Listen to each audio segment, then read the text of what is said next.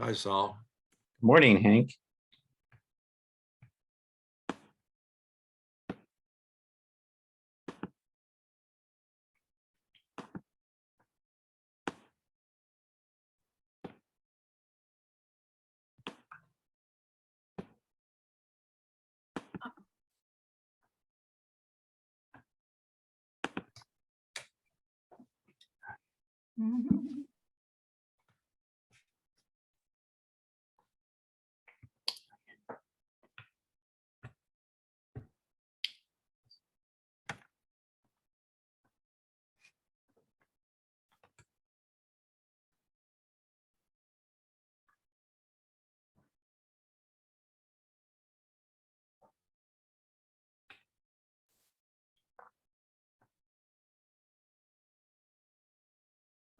I started an earlier session around 10:15, and Patricia and Stanley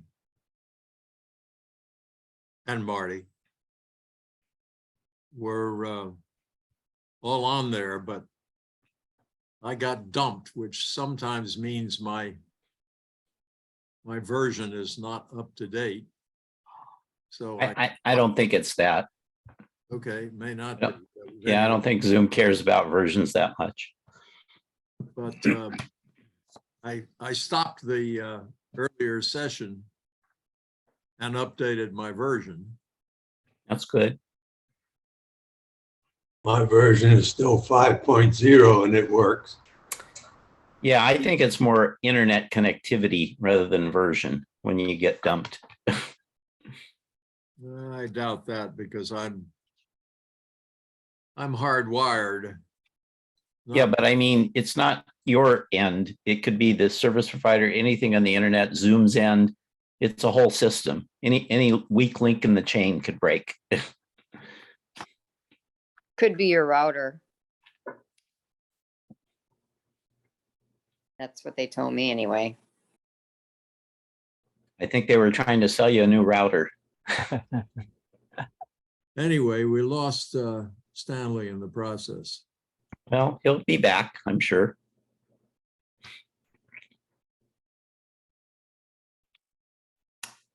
Good morning, everybody.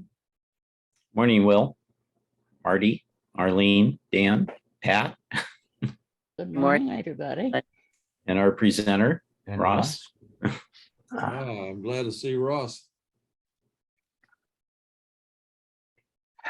Uh-oh.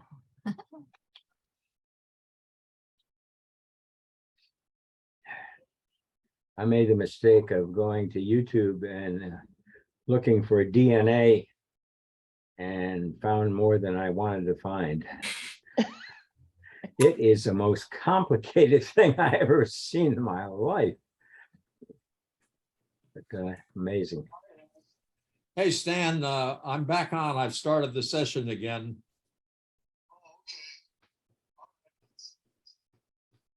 No, I shut down the session because I got dumped, but I'm back on, so you can join it. Bye-bye.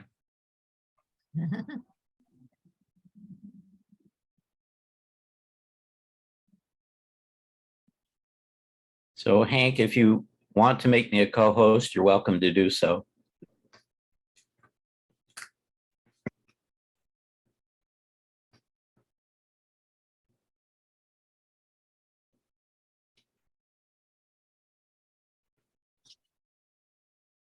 Hey, Dan, I got a question for you. Aren't you able to hook up your own personal computer to the internet there at the place where you're living? I can't hook my own personal computer up here because I'm in the library right now. This is a facility-owned TV. Well, can't you connect from your room? I could bring my own computer up here and connect, yes. Or you can't do it from your room, though? You don't have internet access at your room? Well, yes, I can connect from my room, but it wouldn't. They normally ask me to connect up here so they can have any visitors come in and see it if they'd like. Oh, I see. Okay. And maybe we could get a new member or two, but no one ever shows up. So And very seldom anybody shows up. Where are you?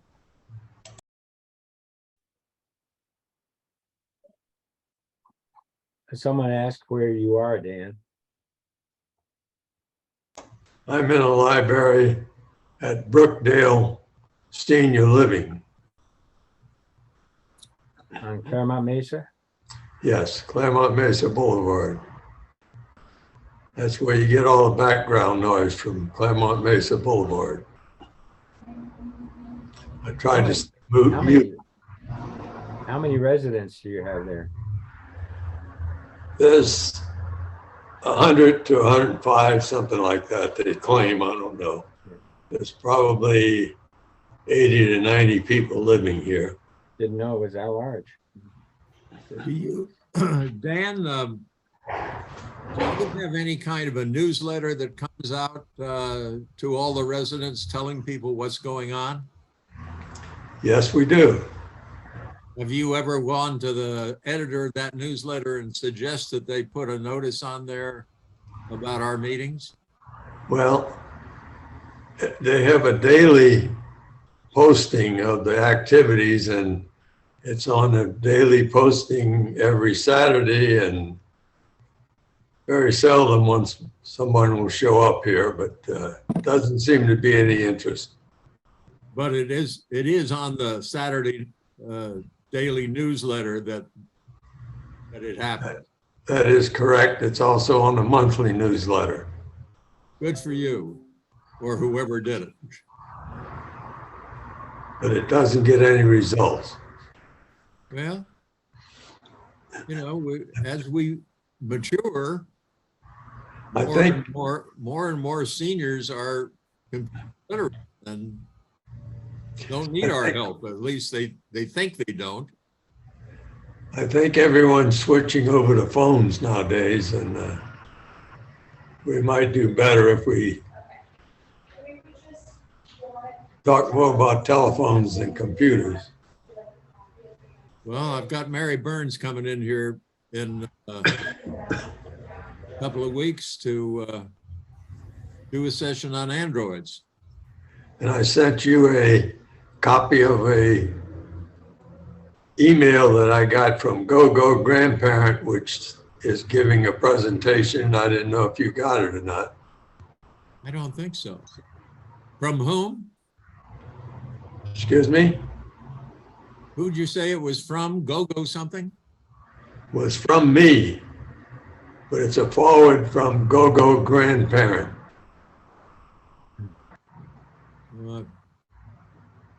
You better say it again, because I don't remember anything about that. You don't seem to respond to my emails anyway. I don't know. I respond to almost every email I get, so I may not be getting them, Dan. Maybe you don't know my name. Hey, Alice, do you hear anything from Louise Gillingham? No, I haven't talked to her in a long time. I thought about it this morning. I might just give her a call this afternoon. I haven't talked to her in a couple of months. Yeah. She's only a couple of miles from me. I really should check on her myself. She's amazing. Last time I did talk to her, she keeps pretty busy. I guess but it's been, I think, since April since I talked to her.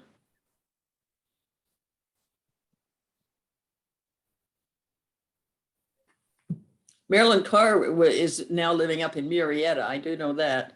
I haven't talked to her, but I talked to her daughter. Mm-hmm.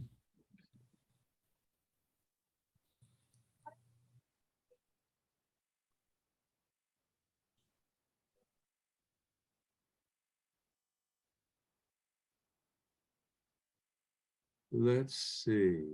I wanted to ask if people have heard of Radio Recliner and if they listen to it. I listen to it all the time. It's really fun. Never heard of it here. It's people that live in retirement homes and they're the DJs and they play the songs. So they come on and they're like the announcers, and then they talk kind of about how the song came into their life, you know, in the past, and then they play different songs, and you know how some of the radio stations are from the 70s or the 80s or the 90s. These are from all over. They're all the different eras or decades. That's playing. How do you get this? What is it? Is it a It's on the computer, so I just Google radio recliner. radio recliner? Yeah, so it's people that sit in recliner chairs and listen to the radio. So all I have to do is Google radio click on what it gives me, huh? Yeah, it's real cute. They do a great job.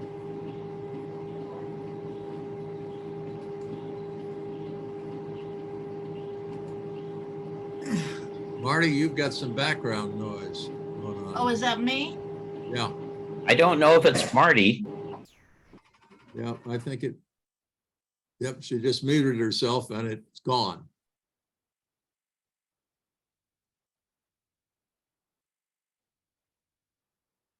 It just sounded like a fan or an electric motor running in the background.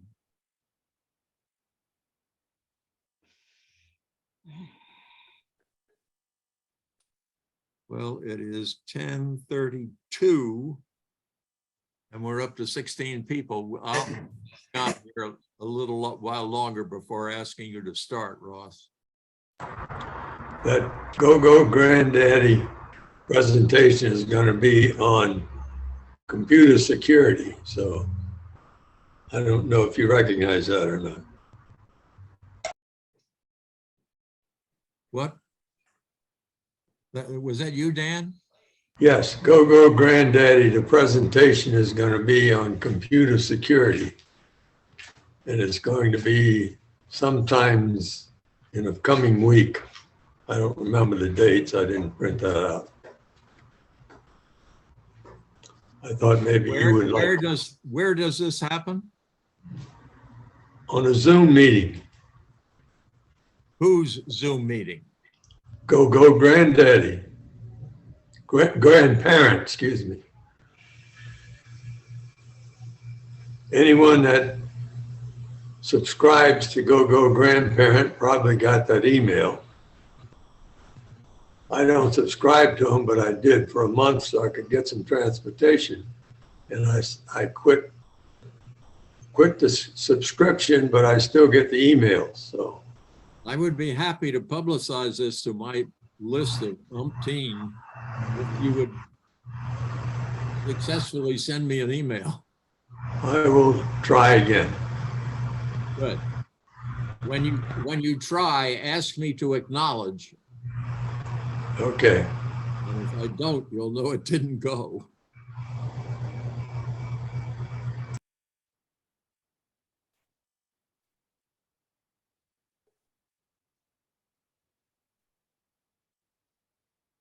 While we're waiting, just to get a few more people, I'll remind everybody that I'm always interested in your suggestions for subjects for Saturday morning. I can Google it, I can ask YouTube, I can search all sorts of places if you have a subject that you would like covered.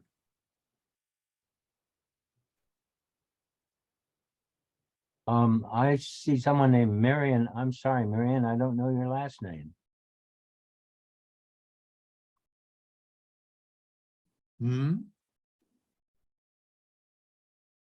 Marion, yeah.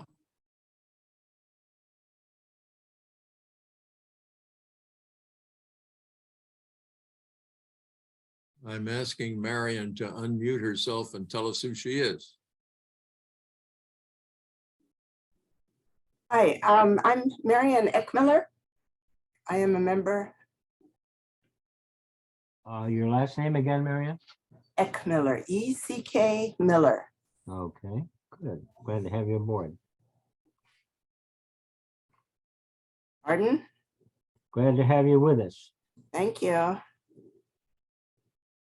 Well, we're stuck at 17, so, and it's 10:35, so I think I'll ask Ross to start. I'm going to mute everybody else. And Moss, whoops. There. When you're ready, Ross. I just unmuted, but somehow I got muted again. So Mr. Hank, I posted in the chat window kind of a summary or a list of things that I'm going to talk about today. Couldn't you post that to the group? Yeah, wait a minute. Let me find. Ross, you should be able to post to the everyone choice. I don't see that option. I Just- see to Hank. Everybody, you're correct, Mr. Saul. There we go. Let me go down to here.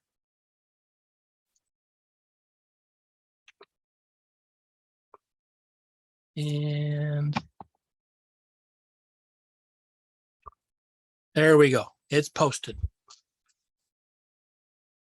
There. Okay.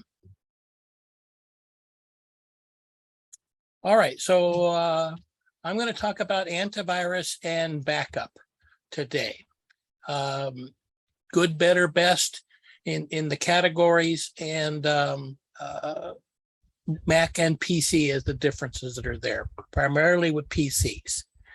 So for Windows PCs, for the last few years, the Microsoft Windows Defender program, the one that comes for free from Microsoft, and they update and they control the scans, has seemed to be almost one of the best ones that's out there. It will be forced in if you don't have any other antivirus in your computer. If you uninstall an antivirus, again, it will say, I don't find one, here we go. It works very well within the system. It will let you know through the Windows security settings if it's running or not. If on a PC, you will find that in a little shield down by the clock on the pop-up of the items that are there. Or you can go into the search box and type in Windows security settings, and it will show you in there the status of the antivirus and the updates in your computer. And usually it's pretty self-explanatory as to what you need to do to fix the problems. If you have an antivirus program that's working in your computer now, you probably don't need to do anything. The commercial ones out there all seem to be pretty good. There are better ones, there are worse ones. The biggest problem to me is if the antivirus program is causing you some heartburn in your system. It makes it slow, it's blocking web pages from you to get to. That's when I get involved and will pull out the antivirus. But if you have a subscription for an antivirus program in your computer, you can let it run. I would suggest that you go in on that particular antivirus, McAfee, AVG, Symantec, and go into the settings on that, pull your credit card information, tell it not to auto renewal. And when it gets to be time to say your subscription is up, uninstall the program and then have the Microsoft one go in there and take care of the items in the system. Now, the next step, if after you have the Microsoft antivirus program in there or any of the other antivirus programs, I use Malwarebytes all the time. It is my second opinion program. Somebody calls me and says, my computer is running funny. I'm getting these pop-ups. I don't know what these are. Then we would run the Malwarebytes program. And it's the Malwarebytes free. You don't need to pay anything for them. All the companies want you to subscribe, but you don't have to. So you go through and you run the Malwarebytes scan. I would allow it to take care of and remove anything that it finds that it doesn't like. It can restore those items if you need to, but I haven't had to restore anything that Malwarebytes have removed for many, many years. It does a very good job of only removing the stuff that is bad. On Malwarebytes, you can run that on a PC, you can run that on an Android phone, you can run that on an iPhone, on a Mac. It does a very good job. You can install it, run it when you need to. It will update automatically for you. If you say, like I do, that I want to have it run an automatic update and an automatic scan, then I pay for it. And it is, if you buy one, it's about $20 to $25. If you buy 5, it's like $20 to $25 from Amazon. Buy multiple copies, share them with your family and friends. And it's a good way to keep things clean in the system.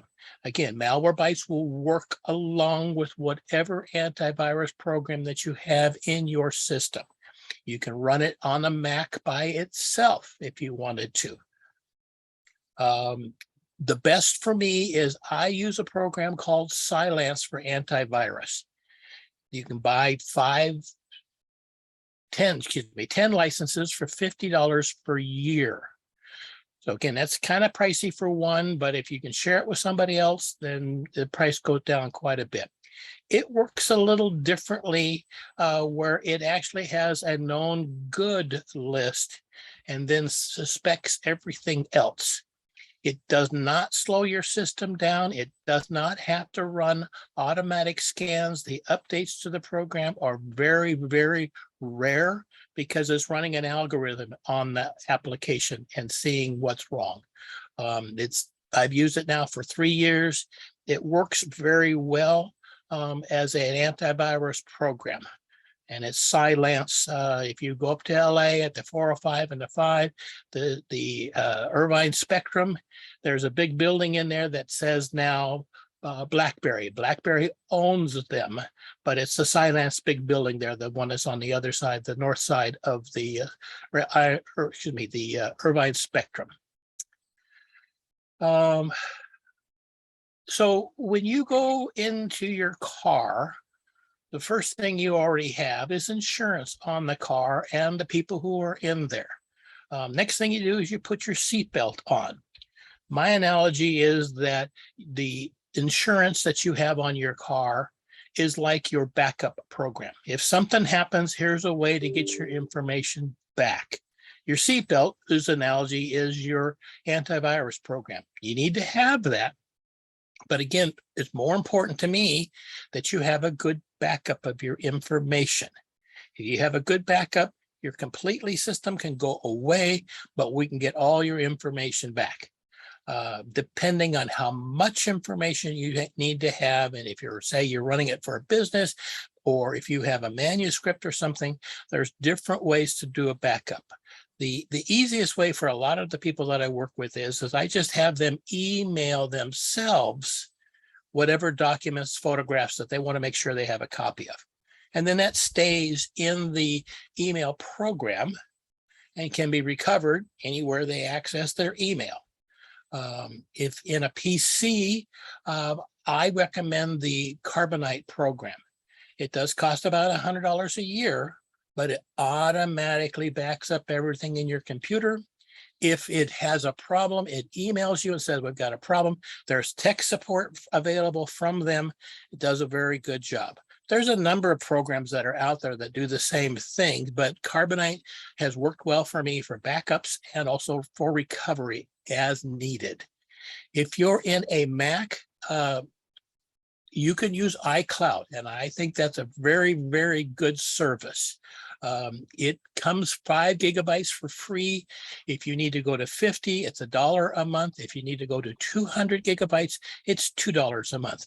And that automatically has a copy of everything that from your computer at iCloud and will synchronize to all of your Apple devices. It's a relatively inexpensive program compared to other backups. And again, it works very, very well. In a Mac, if you say, I want to make sure I have a copy of my information at my location, if you plug in an empty USB hard disk into the computer, and I'm talking about a solid state drive or a spinning drive, not a memory stick, because the memory sticks are generally not big enough. But if you plug one of those in, you bring up the Time Machine application, and if it's not automatically on the computer, then you go and get it from the App Store. When it opens up, it says, oh, I find this hard disk over here. Can we use that for backup? That's about the only thing that you need to do to get that backup to run reliably all the time. Works very well and does its backups automatically. It doesn't interfere with what you're doing. And it just works very, very well. And that, as far as antivirus for a Mac, It used to be we had one that we were recommending to put on there, but it does not seem to be an issue for antivirus for Macs. You can, if you say, I want to have a little better protection, then I would have you look at the Malwarebytes. Malwarebytes, you can install again on a Mac, scan as necessary if you're saying things are looking funny, or pay them and they will automatically update and automatically scan your computer. Beyond that, you really don't need to have that anything else in the Mac. That's about the main things that I was going to talk about. And I'm the security. If you go down to the go down to the search settings on your Windows computer and you type in there Windows security settings, it will bring up the settings that are being used right then in your Windows computer. And you can say, oh, I see I have Windows Defender, or no, I have McAfee, or I don't have an antivirus. It'll tell you all those things right there. If you don't have an antivirus, then it should be pushed in and show you that you have brand X, brand Y, and it's working okay, or there's a problem that needs to be updated. I think that's it, and I'm open for any questions. I recognize myself. Yeah, I recognize the gentleman from San Diego, as they say in the hearings. And the reason I'm recognizing myself is because I want to talk about, well, first of all, I have McAfee. I have McAfee because it's free. I get it because I have America Online, and I pay for America Online, and that's a perk that goes with a paid account at America Online. It's free McAfee. So I don't see Windows Defender as a program. If I go down to my start menu and go look through programs, I don't see Windows. I looked under W and did not see Windows Defender. Go down to the search box. Okay, just a minute. I'll try that, but I haven't asked my question yet. If you go down to the little caret in the lower right, just before my speaker caret, et cetera, which gets all the hidden items, and one of them says Windows security, no action needed. Is that Windows Defender? No, that's Windows Security, which is showing you what the settings are in your computer for the antivirus and updates for the computer. It's a area that shows you what you have running. Now, when you open that up, it should show you in your antivirus that you have McAfee, and it's up to date and scanned and running. And it should have a green check mark on it if it has everything that's okay. If it has a red check mark on there, that means there's an issue with that security center with the things that it checks that you need to look at one of those items. Got it. I just clicked on it. I hadn't clicked on it before, and I've got all sorts of green check marks. There you Thank go. you. Yeah. And again, sometimes people have trouble finding it down there and getting it to open down there. So again, if you go to the search box for Windows, the Cortana search, which is the white box with a magnifying glass, and type in there Windows security settings, it will bring that same screen up that you're looking at right there. Good. Okay, Alice has her hand up. I'll take mine down. My question is, through Will, I got the upgraded Malwarebytes. What am I getting with the paid version as opposed to just the basic one? The paid version of the program does automatic updates on a daily basis to the list of things that Malwarebytes does not like. Got it. And also then it does a scan. If you have the free version of the program, you would need to do those both things manually. In other words, you would open the program up, tell it, yes, please update, and now please scan. And I don't like to have those types of things on a manual basis. I want it to be automatic. Thanks. Ms. Barb. Yes. Okay, I have a couple of questions.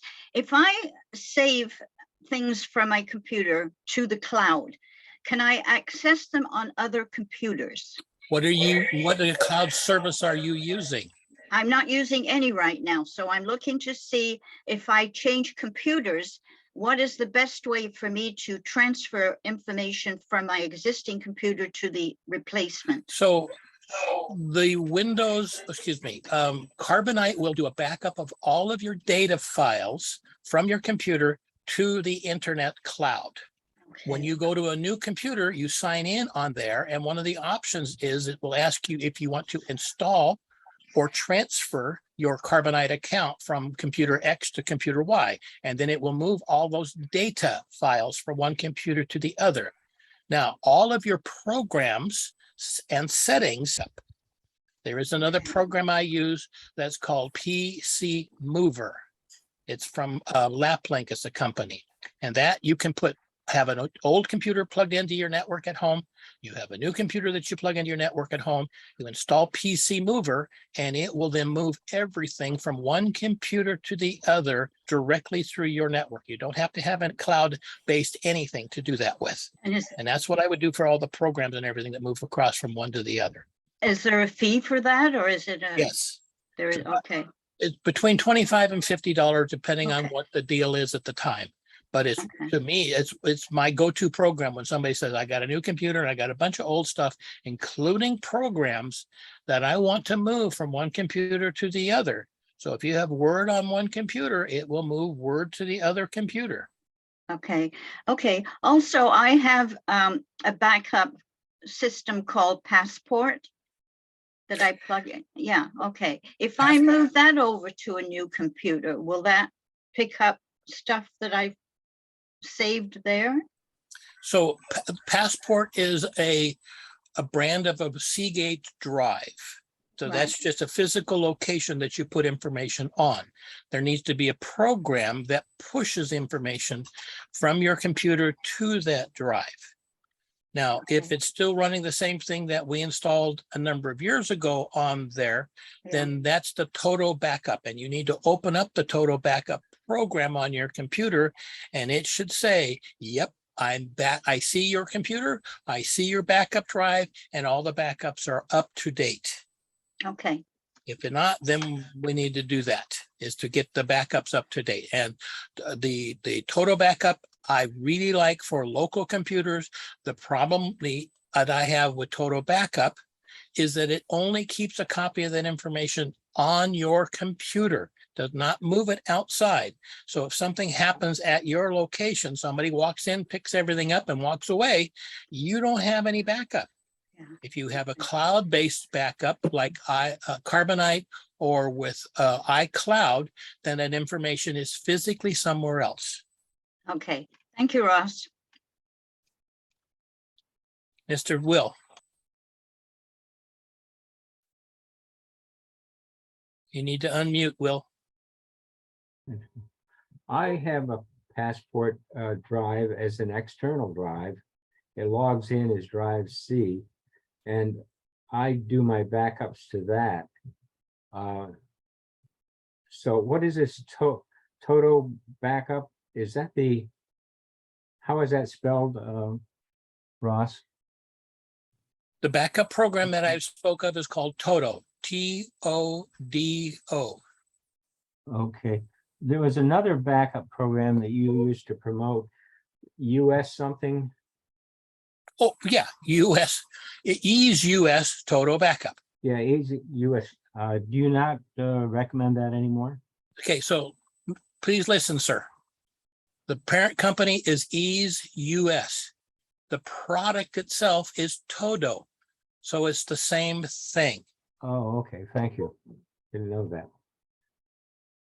Okay, that's my questions. Thank you. Mr. Dan, Yes. Usual reason for people replacing a computer is because their computer died. Do you have any information on that situation? well, luckily in the last few years, the computers have been getting more and more and more reliable. I'm not seeing failures of hardware like the hard drive or power supply or something in the computer. So that's not been as much of an issue. I'm speaking more of if you got a virus or you inadvertently deleted something, that's what the backup would do. Now, speaking on that, let's say you do have a computer where the computer will no longer start for whatever reason. The backup program from, the program from not the Silence there, the PC Mover.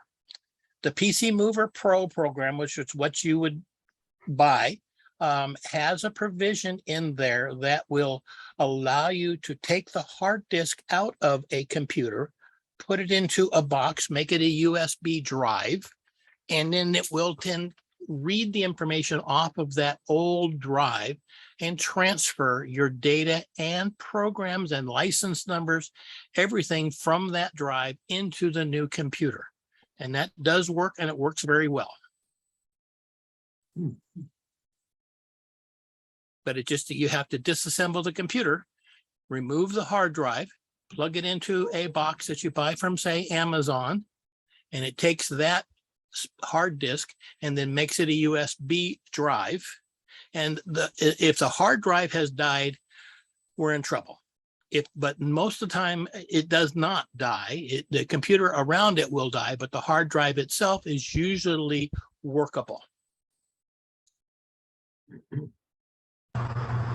In today's world, we have lots of laptops and all-in-ones, which is a little difficult to get a hard drive out of. Well, to me, it's no more difficult than taking it out of a desktop computer. The laptop, there's used a series of screws, 8 to 10 screws. On the back, you will see the small 3.5-inch drive that is there, and you can just unplug that. And again, you buy an enclosure off of Amazon that will accept that drive, and then it becomes a USB hard disk. Same with an all-in-one. There's just a cover across the back that comes loose. And if you Google for that, how do I remove a drive from a iMac? How do I move a drive from a Toshiba laptop? And you give it model number. There's lots of instructions on there that says, here are the screws that you need to take out, and here's where the drive is. YouTube is your friend. My favorite story about YouTube is when I was a couple of years ago trying to figure out how to change the oil in the lower unit of a 1972 Evinrude 60-horse drive outboard motor. I found exactly that on YouTube, how to do it, video. It's amazing. Marty. Mary. Okay, so I have a Mac, an iMac, and so if I go into my settings, there's that time machine thing. Yep. And that time machine thing, once you purchase the app, then you use that to automatically copy your backup stuff. So that's all.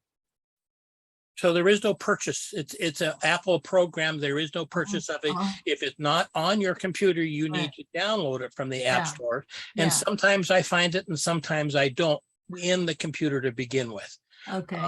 After that, all you need to do is open the program up, plug in your backup USB drive.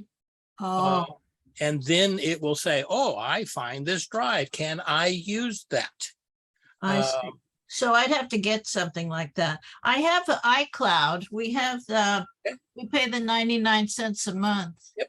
So you just need to go into the iCloud settings and make sure it says on the bottom of the things that it's using, one of them says backup.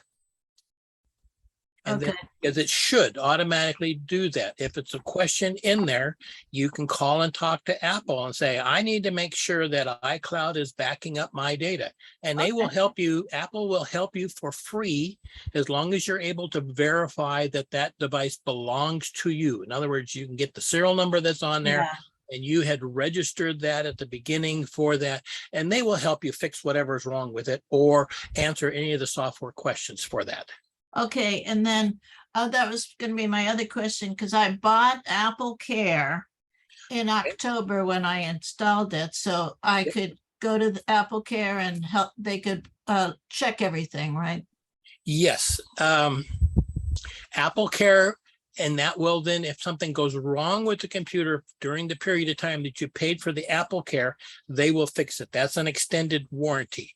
Now, Right. you can buy Apple Care for up to 3 years. That's what I have. Purchase date. After 3 years, they will not support you at all for fixing the computer. You can't take it to any Apple location and have them fix it. There are other ones out there like You Break, I Fix, which I would use, but they will not help you do that.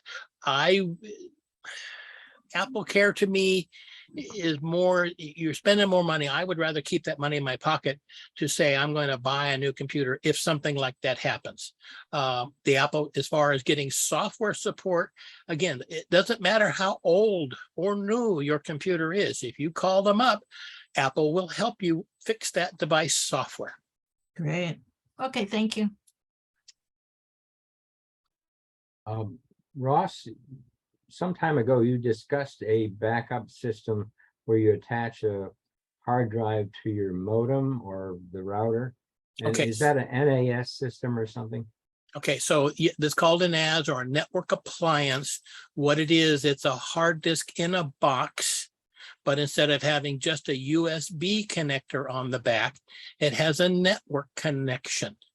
And then that network connection, you can then access that device from any other computer in your location. So let's say you've got 3 computers that you're trying to back up. You do not need to buy 3 hard disks to do that. One network appliance will do that. You plug it in, the software that's there, Western Digital makes them, Seagate makes them.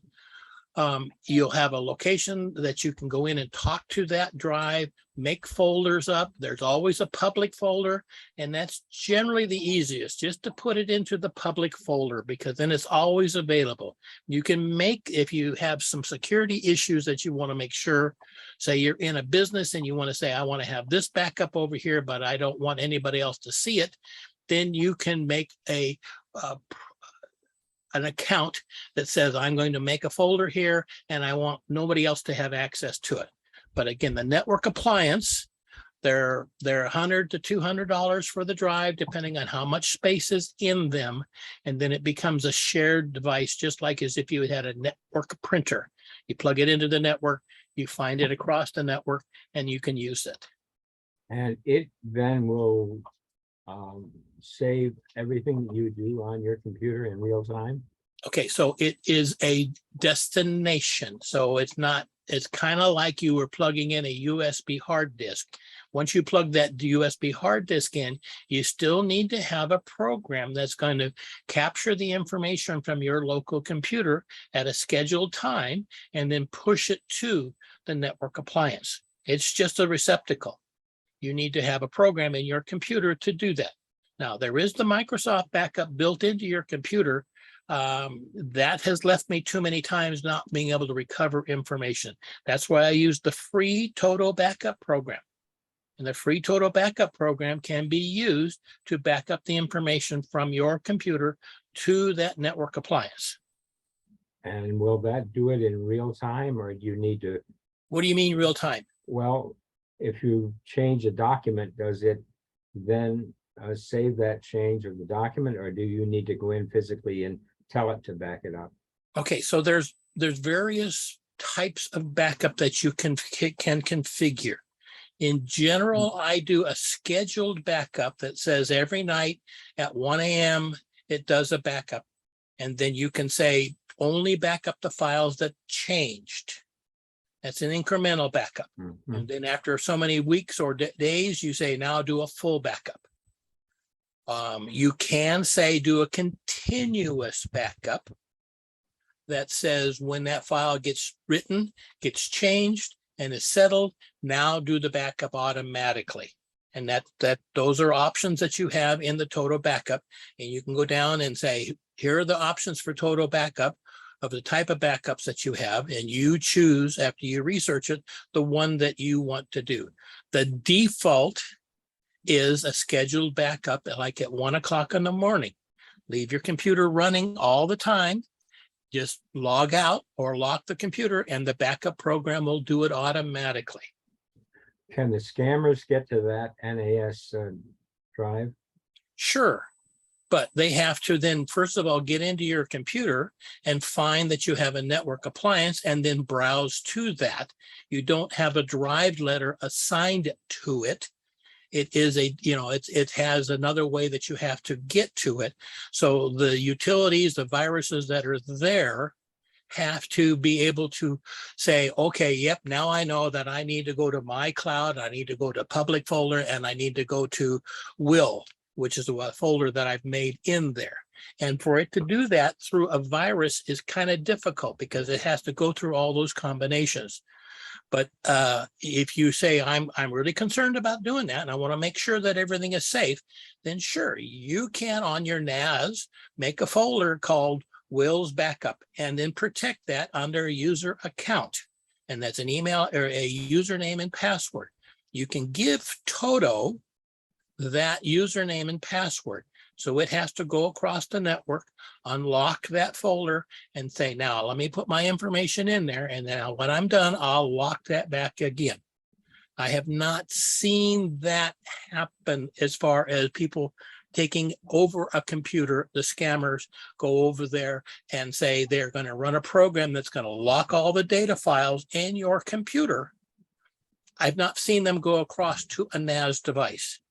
One of the reasons is the NAS device or even a USB hard disk, your backup files are huge. They're multi-gigabyte files. So when they're saying, I'm going to lock this file, they have to run basically a zip type utility on that 20, 40, 70 gigabyte file.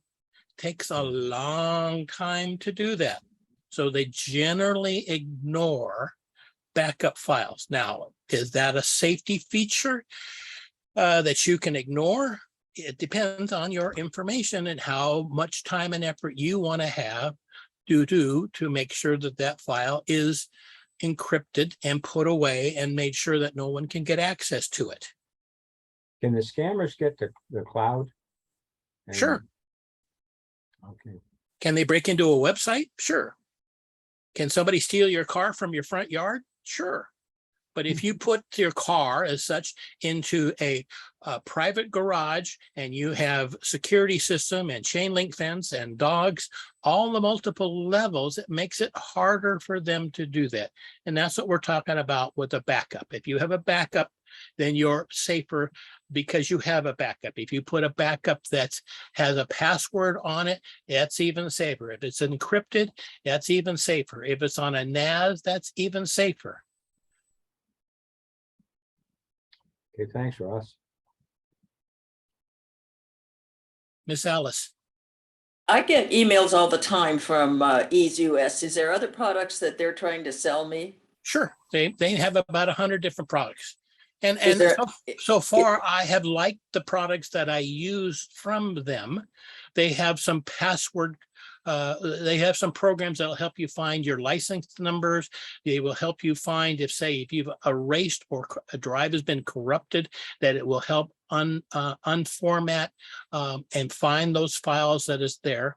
Unless you have a specific need, you don't need to buy anything else from them, including the backup program. The backup program that they offer, the Ease US Total Backup Free, is free for home use. You can use it, that's there. Now, do they want you to buy other things like a workstation edition of the backup program?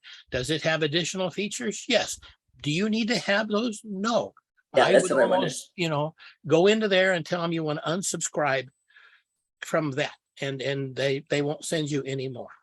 Got it. Thanks so much. Fran. On Time Machine, how long should that process take?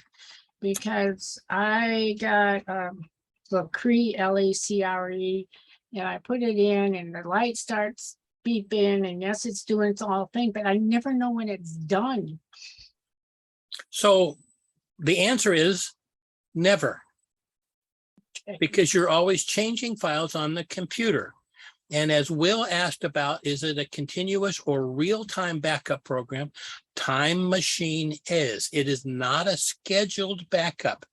So just as if you have a printer and you're going to start sending a whole bunch of stuff to the printer, the computer keeps track and says, okay, you said print these 12 pages, now these 70 pages, now these 2 pages, and it buffers those up. And then when the printer's available, it will then send it to the printer. The Time Machine backup does the same thing. It looks and keeps a list of the files that you have made changes to. As the computer is not being used heavily, then it will say, okay, now it's a good time, and I will go in and start making a backup of that information. But you can open up Time Machine and see what the status is, and it'll say it's been this many minutes since it did a last backup. And you can go in and So open it. I do not have it permanently connected. And Why? then, well, because it's a laptop and having the external drive hanging around all the time is difficult because I use it as a portable. So I get these messages, no backup for 30 days. So I figure, Right. well, I got to plug it in. Right. And then I don't know when it's backed up for 30 days, or what, I guess I can go in and say it's been done or not.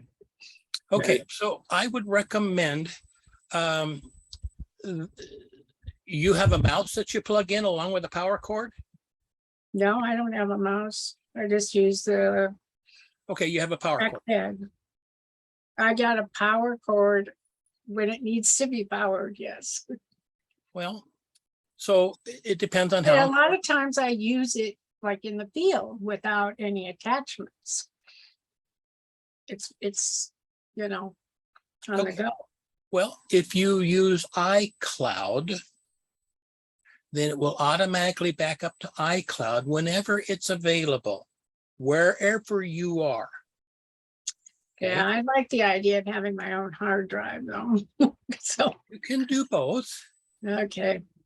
So again, now with the USB hard disk that you have, as I spoke to Will about the NAS appliance, that's a network appliance that could be hooked up to the same network that you use to get to the internet at your home. So there's no physical connection that you need to make. As long as the laptop is there and connected to the network, then it will do a backup when it's supposed to be doing it. Again, it just does it That's automatically. a good solution. Thank you. Yeah. I kind of missed that because I was changing computers, but I wrote that down. I'll look into that. Thank you. Okay, Ms. Joan? You're muted, Ms. Joan. It's about the Time Machine. Okay. Now, the Time Machine is not on my menu bar, but if I go to System Preferences, it's there. Okay. And when I click on it, Yep. I get my external hard drive. Okay. Is that right? I thought Time Machine was something else. Well, it depends. Do you keep, Time Machine wants to have its own drive. So if you say I use this external drive for sending other things to, then you don't want to choose that for a backup. You should have a drive independent of everything else that's used by Time Machine. So how do I do that? The other thing that's written here, I have a choice of my external drive, or it says another airport time capsule. Okay, so a airport time capsule is a network appliance. It is a device that hooks to your wireless network and then can be used as a backup. So you don't want to use your external drive if you're using the external drive for something else. You would need to have a second hard disk that you would plug into the computer. Now, if it's a laptop and you don't want to keep changing all these plugs, and when you're transporting in and out, then you get a USB hub, which is like a power strip for USB connections. So you plug that one side into the computer, and all your other printer, mouse, keyboard, whatever else that you need to plug in to the USB into this hub. So you have one wire that you plug and unplug into the back of the this is a desktop. desktop. It's the same thing. So you have 4 connections on the back of the Mac for USB. You can use one of those for an new external hard disk. So what is this other airport time capsule?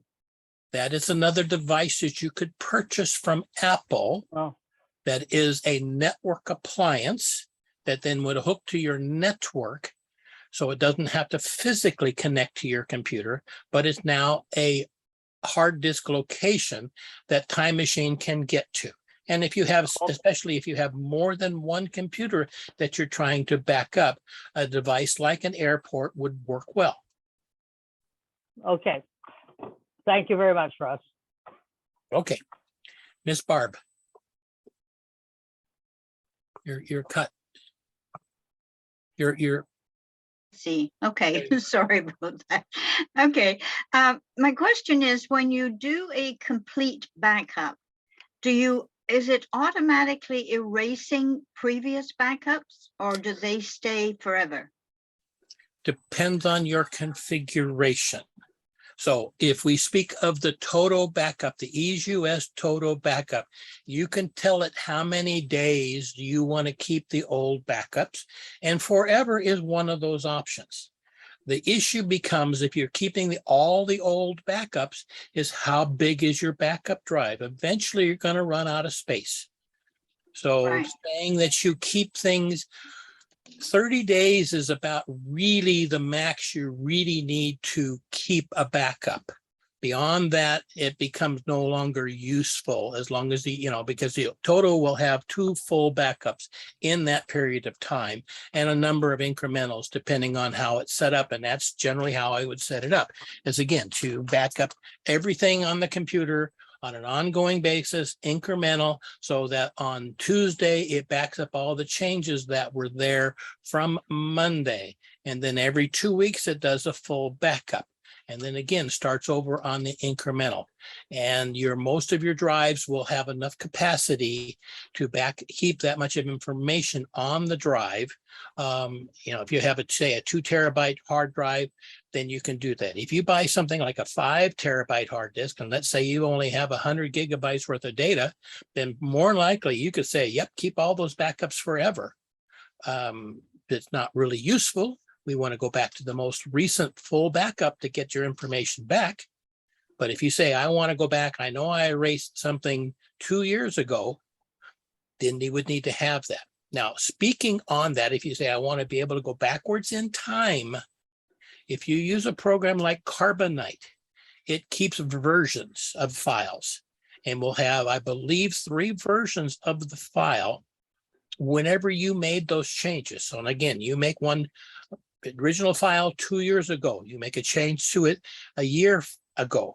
It still has both of those versions along with your current version at Carbonite forever. Okay. Okay.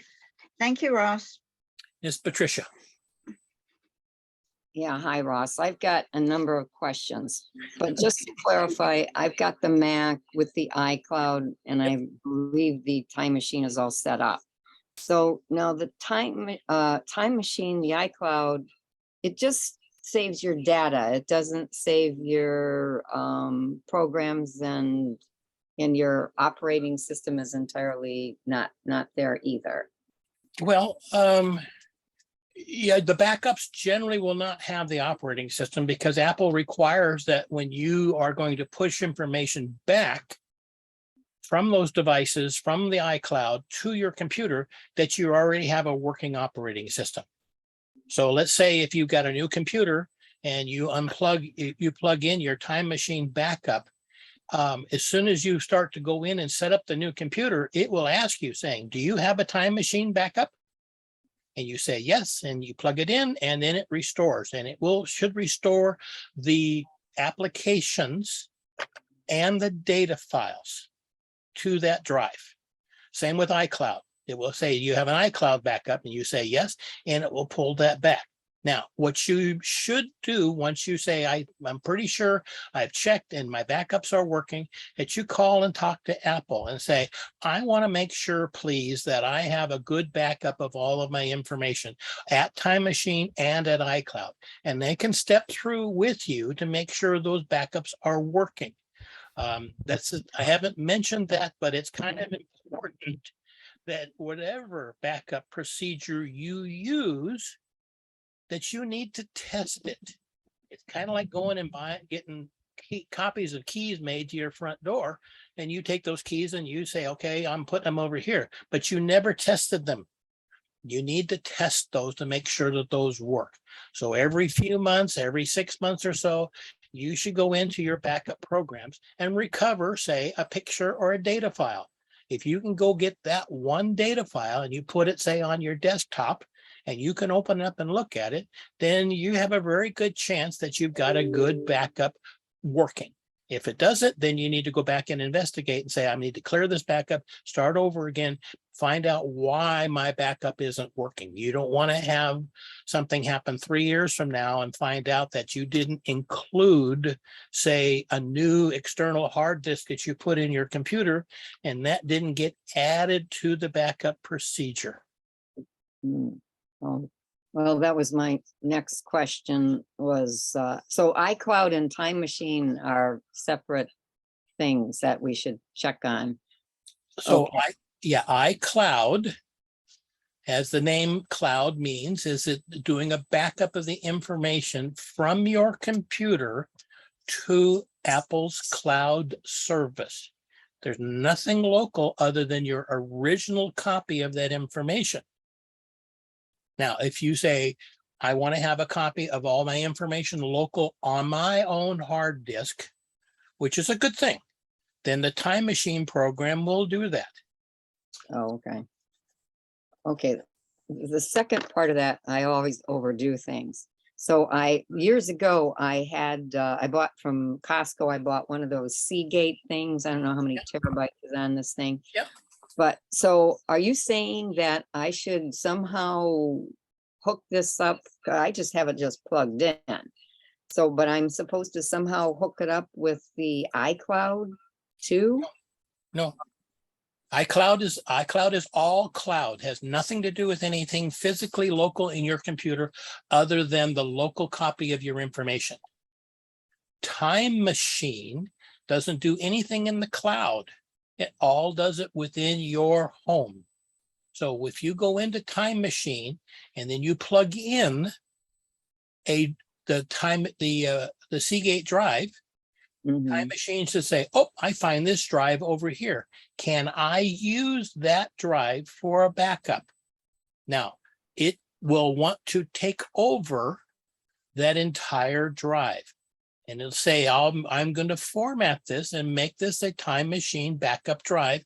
And you would lose any other information that you had originally put onto that drive. So can you do both? Can you have the Time Machine and the Seagate? Sure. Well, Time Machine and iCloud. Those are two things. The Seagate drive, it just happens to be a physical location.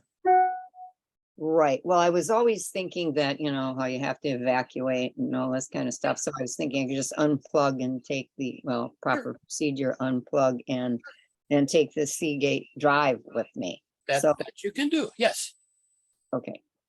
But you need to make sure that it's doing a backup. The Time Machine, when you open it up, it should show you that the backups are complete, and you can then open up, click on the drive, and it'll show you the different times that the backup was done. And you can open up any one of those backups and pull a file back. Okay. And if you were to get a new computer, during the setup of that computer, right after it's asking you for your your Apple ID, it will ask you saying, do you have a backup at iCloud or a backup on Time Machine? And if you say yes, it will pull that information directly back off that device into your computer. It will take an hour or so, depending on how much information you have and how fast everything is.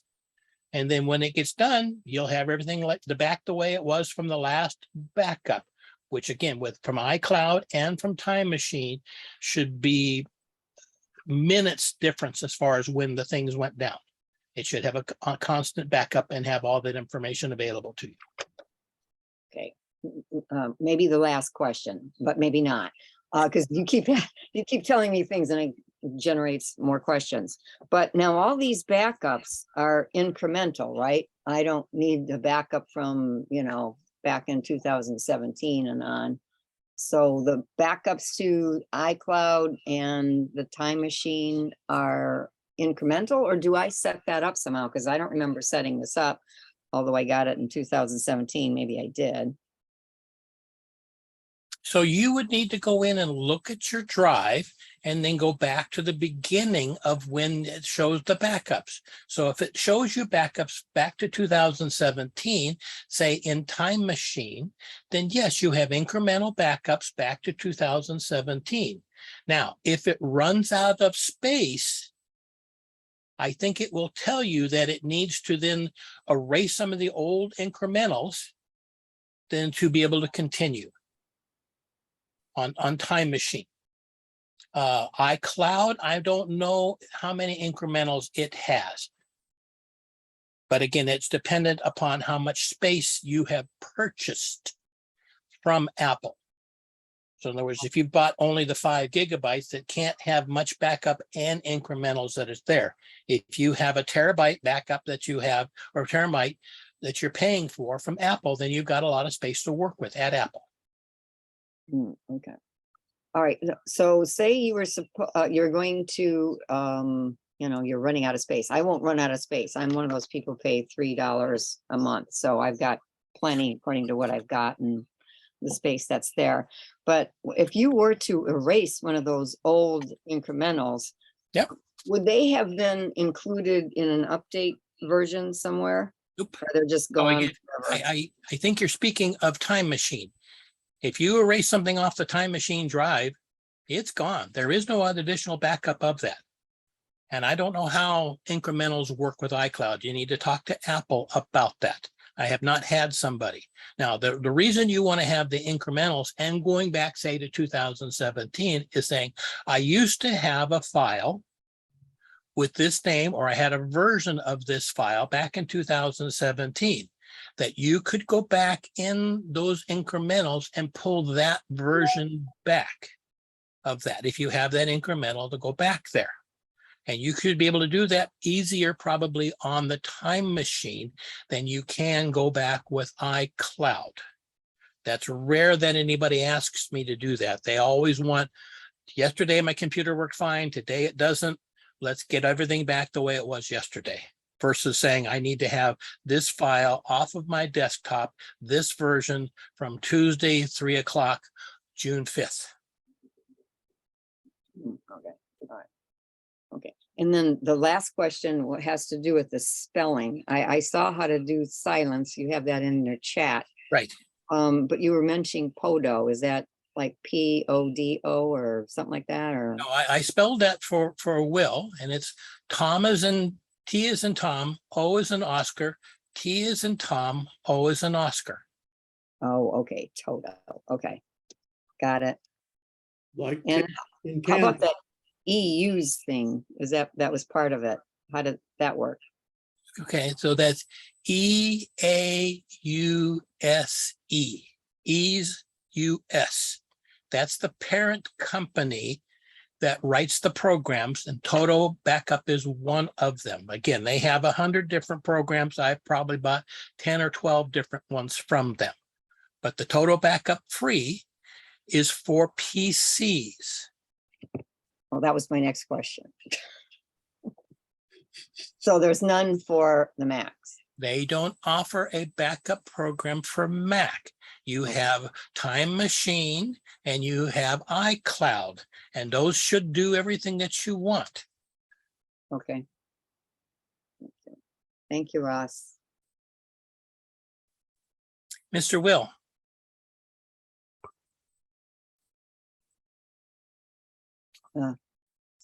You're still cut off, Will.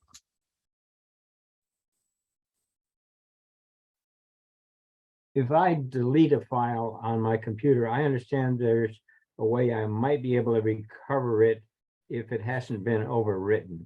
Well, yes, and yes. You need to make sure that you have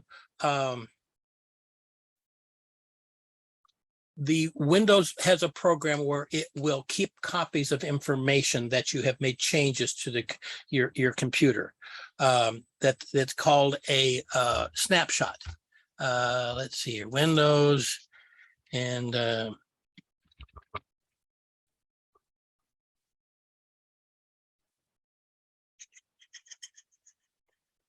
I think I'm referring to a program called Recover or something like yeah, that. that you can do recovery from the snapshot that it has, but it has to be turned on.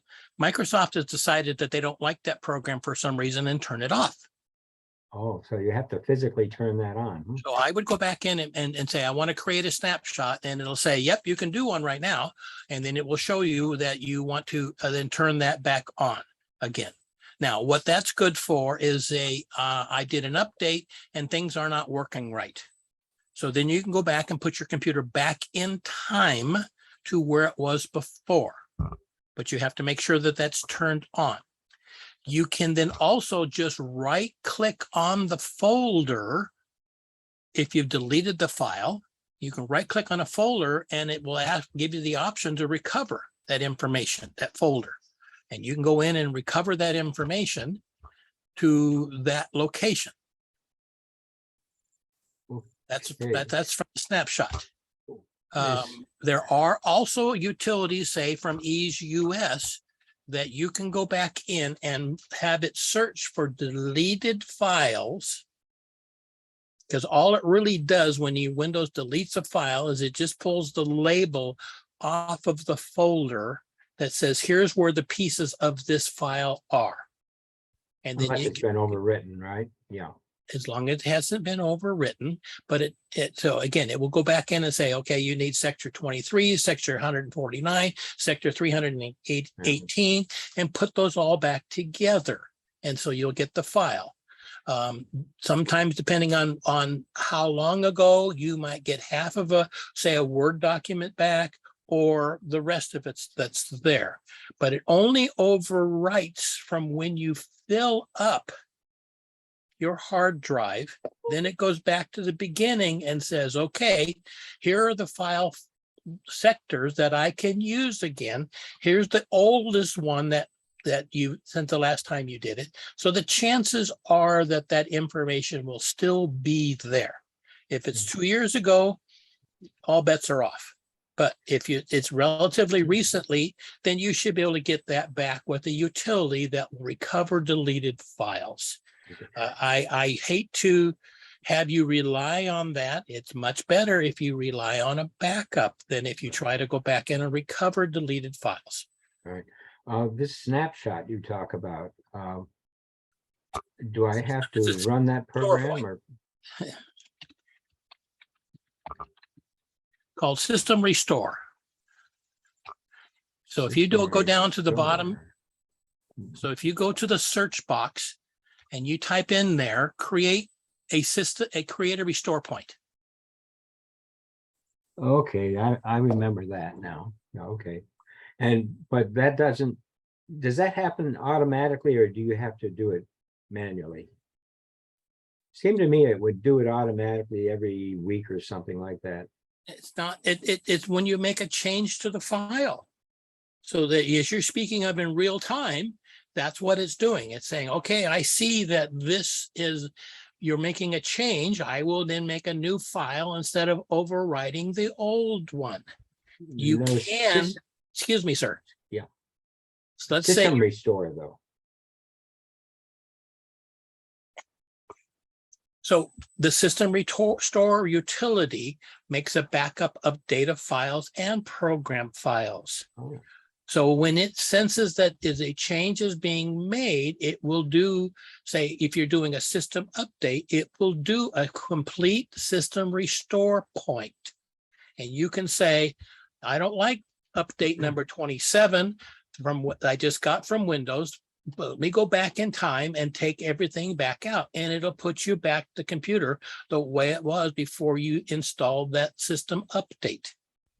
This is the one that you need to make sure when you open that up, that it shows that under the available drives, your system drive, the protection is on. Okay, thank you. I have a quick question. This is Marianne, or comment about Will's question about recovering deleted files. Sometimes when I delete something, a file, and decide, oh, I want to maybe have it again, if that has been recent, and I will then go into my recycle bin. Yes, If I haven't emptied the recycle bin, yes, it's sitting there. yes, it will be there, yeah. Depending on the size. And you only have a certain amount of space available for the recycle bin. And sometimes it will tell you when you're deleting a whole bunch of stuff saying there's not enough room in your recycle bin to put all that information. But yes, that's another place that you can go in and look, but just right clicking on the folder, if the system restore is on, is another place. Great, thank you, Ross. Fran, So system restore is going on all the time, whether or not you use Windows backup. yes, And I don't hear you saying anything good about Windows backup. I don't use it. Okay. Have you ever heard of Toolkit as a backup? It came with the drive I bought. I don't know whether to stay with that or go to ease use, which actually my husband has. May I comment? I Yeah. use it came with my Seagate hard drive, and I use it for my backup system. So in our conversation here, I've mentioned that you need to verify that the backup is working. So whatever utility, the other procedure that you use, that you need to go in and make sure that you understand how the backup is working, where it's putting that information, and make sure that you can pull a file back from the backup. If that works, then it's not really important which utility or procedure that you use. You know that you have a backup of this information over here, and this is how you get it back. And you need to verify that not just once, but on an ongoing basis. Every 3 months, 6 months, year, you need to go back in and make sure that you can still pull that information back, because sometimes the backups don't work the way you think they're supposed to be working, and they stop. With the total backup program, there is a utility. There's an option when you set up a schedule to say, send me an email if the backup fails, send me an email if the backup succeeds. So you can get that information in an email that says it is or isn't working. Same with Carbonite. Carbonite will send you a backup. And as you saw with, it was mentioned with Apple, if you don't have those backups for a period of time, it will come back and nag at you saying, hey, you haven't plugged this backup drive in. Please let us do that. I don't think you're going to get that specifically from iCloud. Hank, do you see it back up like all times during the day when you're using your computer, that backup? Yes, I have it set so that it gives me a notification. It's on the notifications list whenever Toolkit does a backup of any file. I get a little box in the lower. But it does it like all kinds of random times during the day, I find. Yes, it's Okay. It's potentially a pain in the keister, but it also is telling me that it's working. Okay. I don't know if it's successfully working unless I do what Ross said, which is to go back and try restoring. That's kind of like what the Time Machine and iCloud backups work, is they just run. They don't really give you any notifications. For Time Machine, you up on the notification bar up across the top, when you see the clock that's there, the circle, if it's spinning there, then it's doing a backup. If it's not, then again, it's not doing a backup right there, but there's no pop-ups that come up and say, I'm doing a backup now. Both of those programs, Time Machine and iCloud, and depending on how you set up the total backup, it's supposed to do a backup when you aren't heavily using the computer. If it senses that your computer is being heavily used, it's supposed to go back into a wait period of time until the system is now quiet. It should not interfere with what you're doing.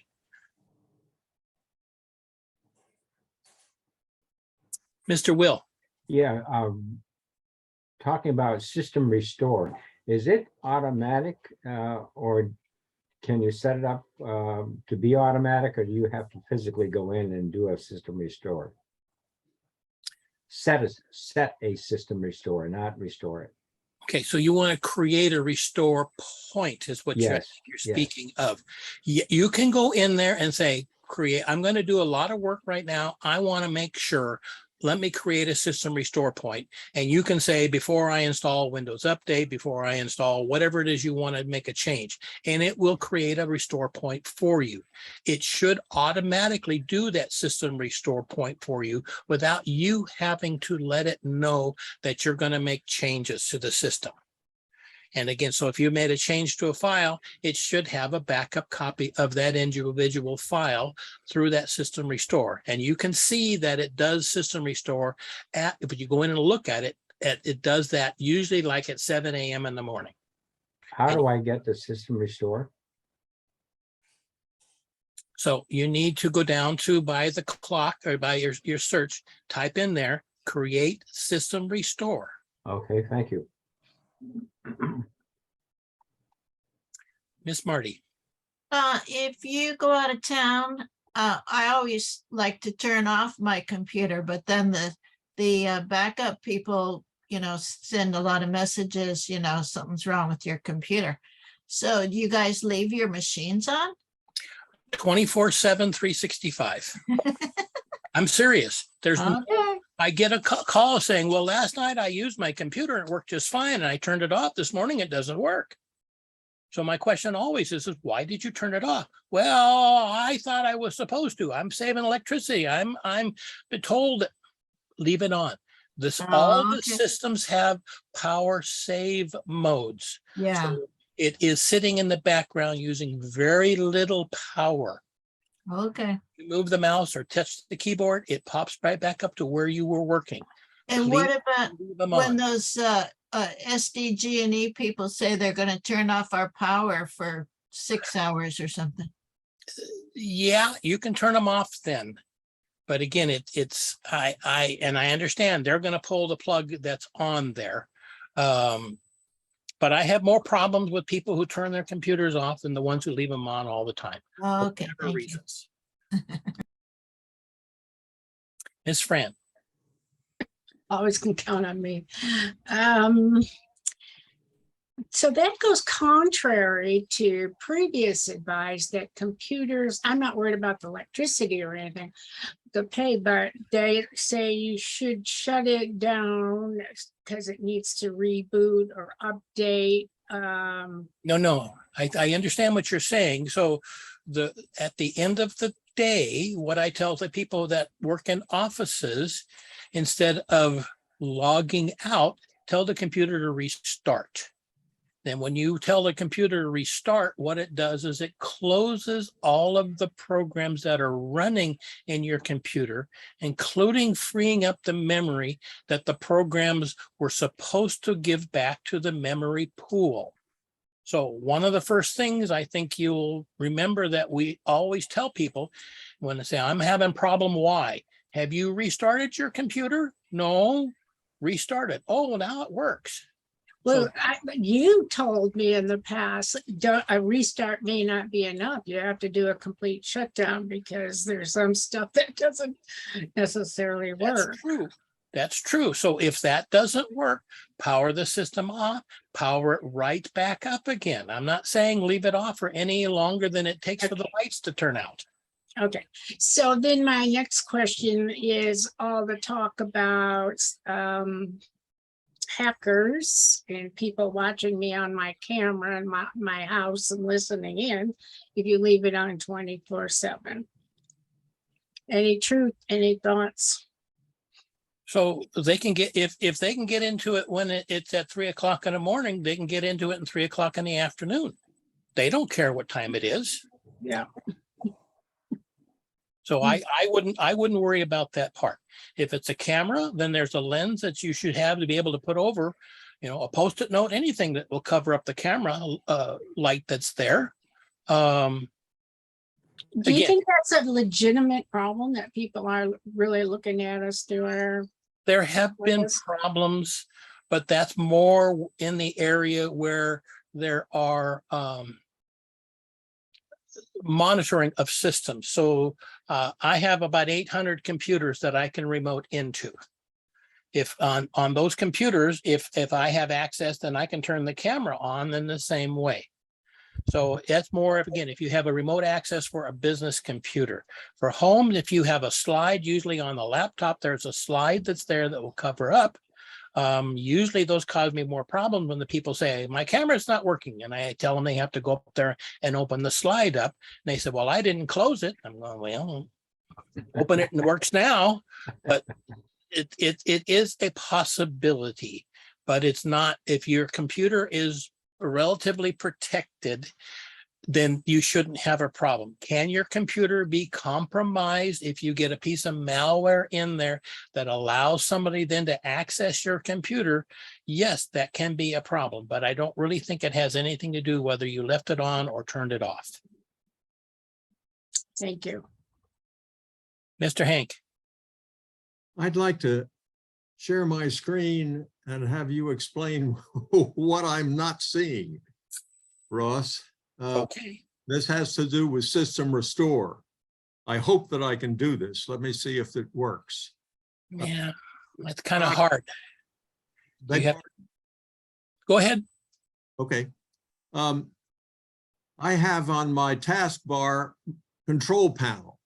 So if I go to control panel, I get something. One of the options is recovery. Now, let me see if I can share my screen. Come on, share screen. Where are you? Here we are. And if I share my screen, will you see? Yes, you will here. So now you'll see my control panel. And if I click on recovery, this is why I'm doing, it gives me some options. One of them is open system restore. And when I do that, we'll see this where my mouse is, open system restore. I see that. Yes, sir. Okay, I'm clicking on that. And it says no restore points have been created on your computer system. That's right. Applies to me. What does that mean? What that means is that Microsoft has decided that they don't want to have this utility turned on. I can't tell you why, other than it started happening at Windows 7 and more in Windows 10, that they have decided that they don't like when system restore. And again, I have not heard why. It's still included in all the versions of Windows, but they have turned it off. So you need to go down. It used to happen regularly on my computer and it doesn't anymore. My next question is, can I change Microsoft Microsoft has decided you need to go down, as you were just pointing to, configure system restore. I did that. And one of the options when you get there is configure restore settings, manage disk space and delete restore points. So if I configure there, I think I should be able to say, turn on system protection. Can you see this? Yes. And then if I click OK, I would think that it would mean that I would then have a restore point right here now. You have to create one. Okay. Let's see. How do you can do that from that same screen. So once you've turned it on, under configure, it says create. Here we go. Create a restore point. I'm doing that now. Okay. Type a designation to help you identify. This is going to be Ross's day. I'm going to call it system restore point Ross. And okay. Create. And aha. One of the reasons I'm doing this is because some others here might want to do exactly what I've done. Okay. And Show and tell is always good.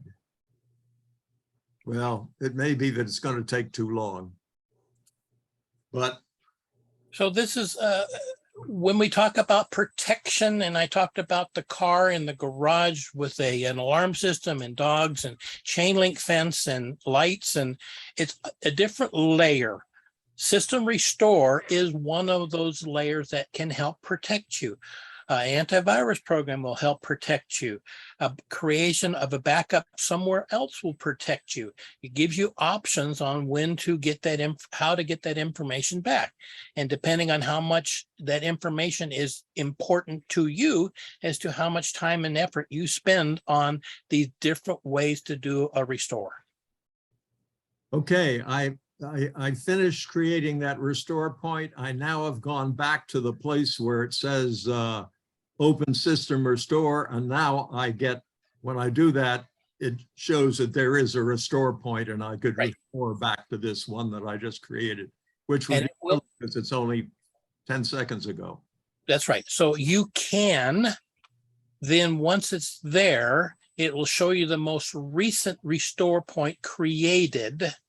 So again, if you say, I need to go back 3 weeks ago, then it shows, it'll say, show me another date. And you choose that and go back to that point 3 weeks ago, browse to that particular location to recover that one file. You don't want to restore generally the whole computer back the way it was weeks ago. You want to get one particular data file. So can I open that from safe mode when I Yes. start up a computer? Yes. Thank you, Ross. Mr. Dan. Yes, I leave my computer turned off most of the time. And I notice quite often that the modem lights are blinking and the internet connector card on a computer is also blinking. Right. Assume somebody's trying to contact it. No, the modem and the computer are still communicating with each other. That's why the lights are on. That's there. And they're just saying, I'm here, I'm here, I'm here. If you unplug that wire from the back of your computer, that light will turn off.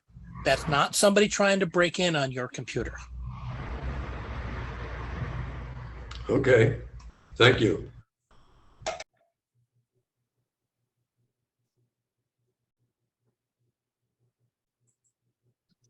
I don't see any new hands. I'm amazed. Are we ready to go into Q&A? Not before I say, excuse me. I would like to thank Ross very much. This has been very informative. Good. Yeah, thanks, Ross. Good. That's what I was going to say. We're not going to Q&A before I say that, Ross, this I beat you to it. the in-depth sessions that I've seen on this in this canoe club, and I'm very glad that you're paddling with us. Well, to me, I tell it to people, it's like driving somewhere. Once you've driven a couple times, then you know the ins and outs. I don't turn here. I always turn there. I look for these 3 trees, whatever it is. And this is what I do all day, every day. So I think you'll notice that when you ask a question, most of the time, I don't need to Google it because it's something that I do with what you're asking, like with backups and restores and virus checking. It's what I deal with all the time. So it's my information is current. If I need to find a new program, then I will Google for reviews for that type of program to figure out what's the better way to go. But it's all pretty current information that I am able to work with. Very helpful, Ross. Thank you. You're welcome. Will. Are we into Q&A? Yeah. Okay. I have a Q&A question. I have 2 cloud programs, one called Google Drive and the other one is called Dropbox. I don't know well, obviously they're different programs, but any comment on which one is better, worse, or whatever? So this is it depends on what you're doing with them. And it depends on how much information and whom you are sharing this information to. So let's say you're in a business group that uses Dropbox. You using Google Drive is not going to help. You need to use Dropbox because that's what the business uses. Now, the Dropbox is usually more expensive, gives you some other security options that you don't see in the Google Drive. But anybody can have a Google Drive account and share that information through Google Drive. So it's just another way. The other one from Microsoft is called OneDrive. And if you have an Office 365 account, then you have a OneDrive account available to you. Microsoft really wants to take over your My Documents folder and push that up to OneDrive. That gets to be interesting sometimes where people say, I want to pull my information back, but I can't find it because Microsoft has moved it from your local computer to the online OneDrive account. I have Dropbox on my machine. Am I paying for that? So they will give you, I think it's 2 gigabytes. I don't know how much space they will give you to have a Dropbox account.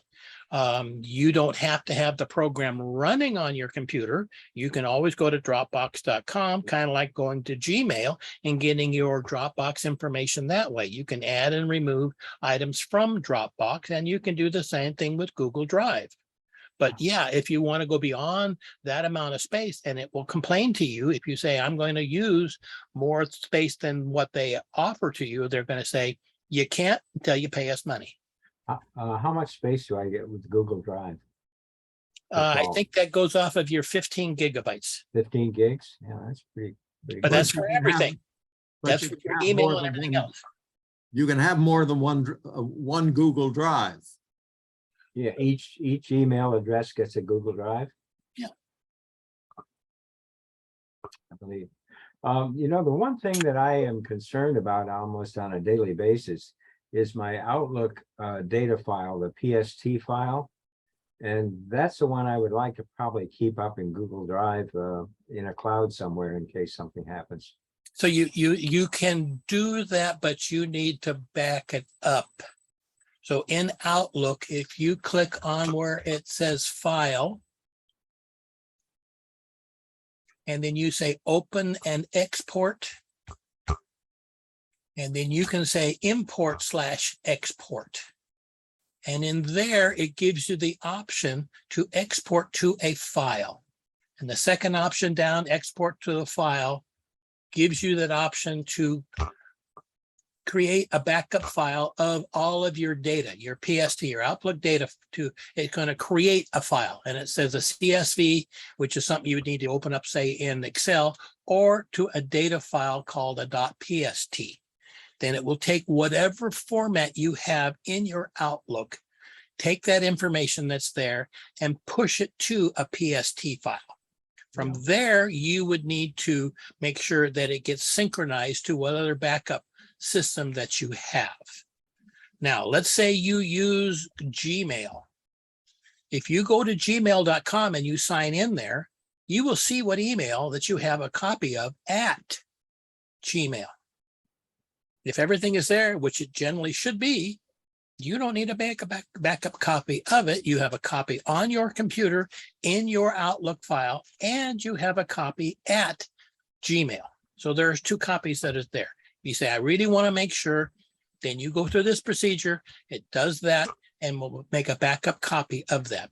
There used to be a scheduled utility that we could run that made an automatic backup that you could say, every time I close the program, every time I open it, whatever you want to do, it would create an extra PST file and that you could then synchronize to your backup. Microsoft doesn't allow that anymore. So you have to do it manually. I can still write script files so that it'll do it, correct? Go for it. Yeah. I would be hesitant to say it's going to work because you're trying to force Outlook to do something. Yeah. And Well, that's an important file, and that's probably the most important file on my computer is what is your email service? Gmail. Okay, yeah, so if you go to gmail.com, do you see all of your email?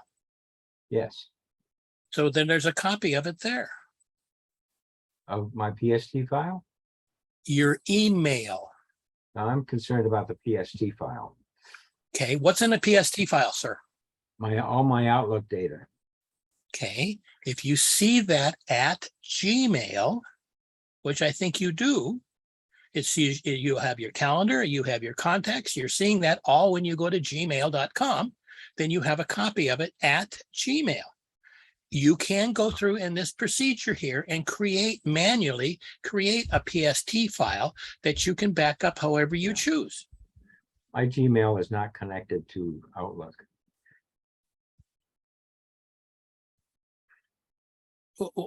Okay. All right. I know you told me before, you don't use Outlook for email. No, I don't. No. Okay. So here's the way to make a backup copy of that information, and then you can back it up however you want. Sure. Okay, thank you. Miss Fran.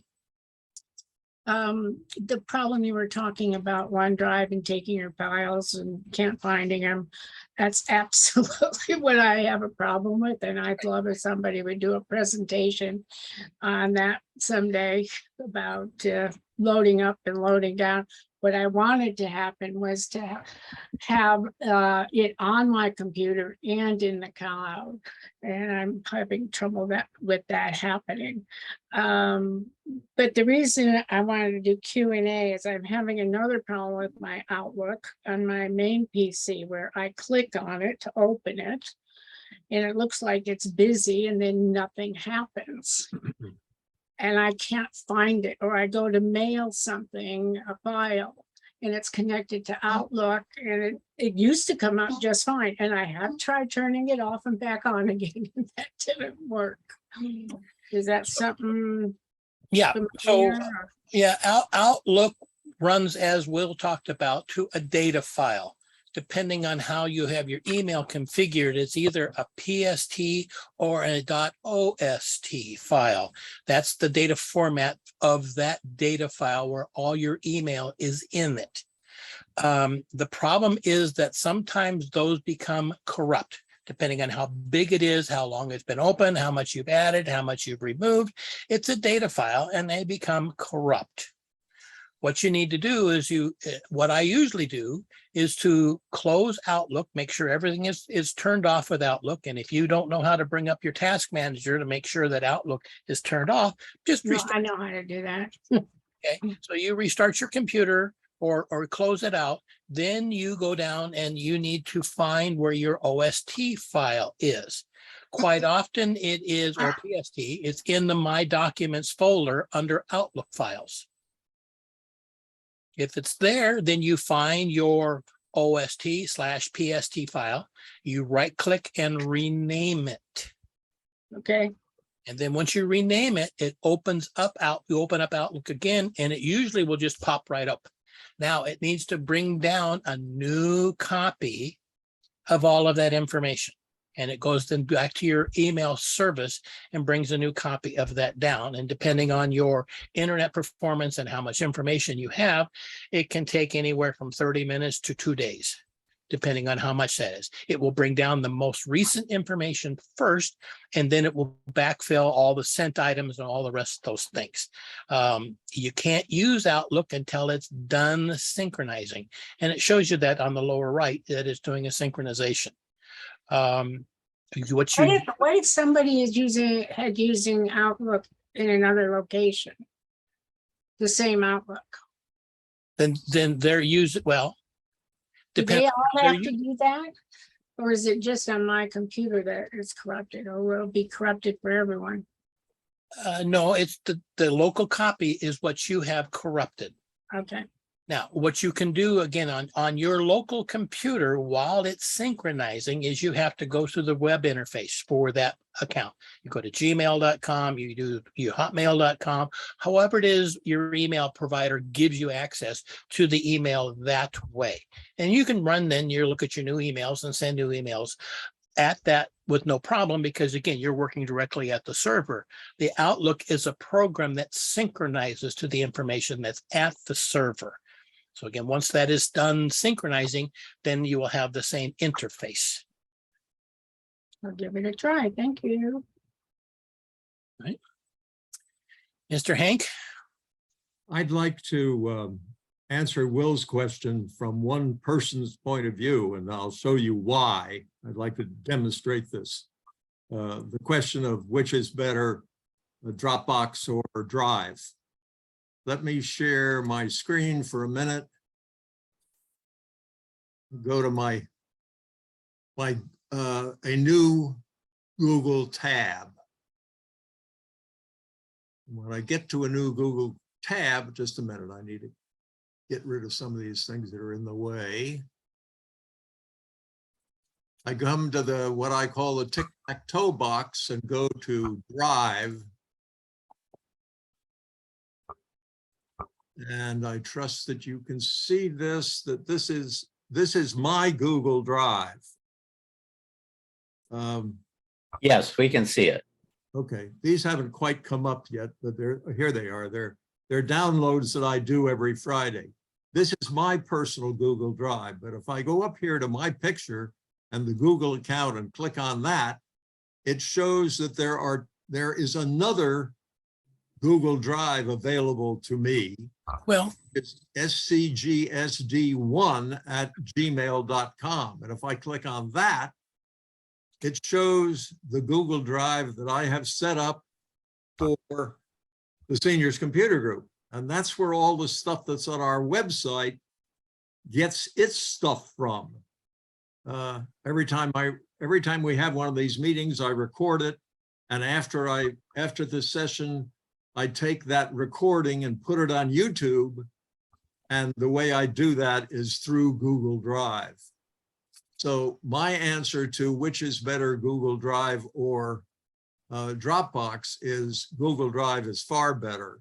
I have a Dropbox account, but my kids sent me a bunch of stuff on Dropbox a while back, and Stan continually sends me stuff on Dropbox about the Seniors Computer Group or about the Seniors Computer Group board, and I am over my free allowance for Dropbox, and I just don't choose to pay money there. That's why my prejudice, obviously, position is Drive is better. Do you have a comment? The only comment I'm going to make is that yes, you have more than one Gmail account and an address, and you can use those for Dropbox. So you can have as many accounts as you have email addresses for and have multiple Dropbox accounts.